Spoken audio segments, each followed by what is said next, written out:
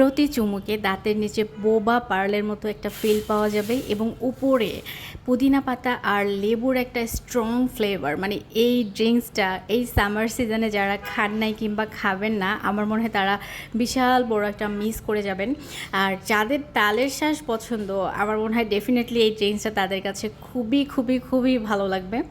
তো তালের শ্বাস আমার এমনিতেই অনেক পছন্দ, আমি এমনি খেতে তো অনেক পছন্দ করি, কিন্তু এটা দিয়ে ভ্যারাইটি কিছু ট্রাই করতেও আমার ভালো লাগে। তো এই ড্রিঙ্কসটা হচ্ছে আমি এক্সপেরিমেন্ট করতে করতে আবিষ্কার করে ফেলছি। মানে কেমনি কেমনি জানি ড্রিঙ্কসটা অনেক মজা হয়ে গেল। তো মজা যখন হয়েই গেছে, ভাবলাম আপনাদের সাথে শেয়ার কেন আমি করব না, এত মজার একটা ড্রিঙ্কস।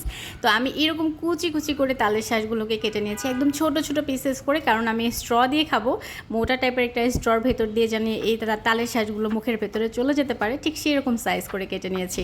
আর এখানে একটা লেবু হচ্ছে আমি কিছু স্লাইস করে রেখে দিলাম, আর যে অংশটা আমি লেবুর রস বের করবো সেই অংশটা আলাদা করে কেটে রেখে দিলাম।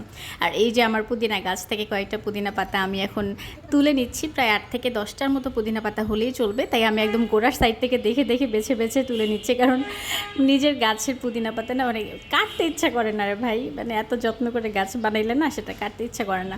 এরপর হইতেছে যে জারটার মধ্যে আমি ড্রিঙ্কসটা বানাবো, সেই জারের মধ্যে আমি পুদিনা পাতাগুলো ধুয়ে দিয়ে দিলাম। এরপর হচ্ছে লেবুর রসটা চিপে দিয়ে দিলাম। আর এবারে হচ্ছে আমি ওই যে হামানদিস্তার ওই যে কী বলে এটাকে, মোটা লাঠিটা দিয়ে আমি হচ্ছে এটাকে ক্র্যাশ করে দিলাম। আপনারা শক্ত যে কোনো কিছু দিয়ে ক্র্যাশ করতে পারবেন। এরপরে হচ্ছে আমি 2 টেবিল চামচ পরিমাণে চিনি নর্মাল পানি দিয়ে গুলিয়ে নিয়ে এর মধ্যে দিয়ে দিয়েছি, কারণ ঠান্ডা পানি আর ঠান্ডা বরফের মধ্যে মানে নর্মাল চিনি গলতে খুব সমস্যা হয়, যে কারণে আমি আগে থেকে নর্মাল পানি দিয়ে চিনিটা গুলিয়ে নিয়ে দিয়ে দিলাম। আর আপনারা চাইলে এখানে পাউডার সুগারও ব্যবহার করতে পারেন, তবে এই ড্রিঙ্কসটার মধ্যে একটু চিনিটা বেশি দিলে ভালো লাগে খেতে।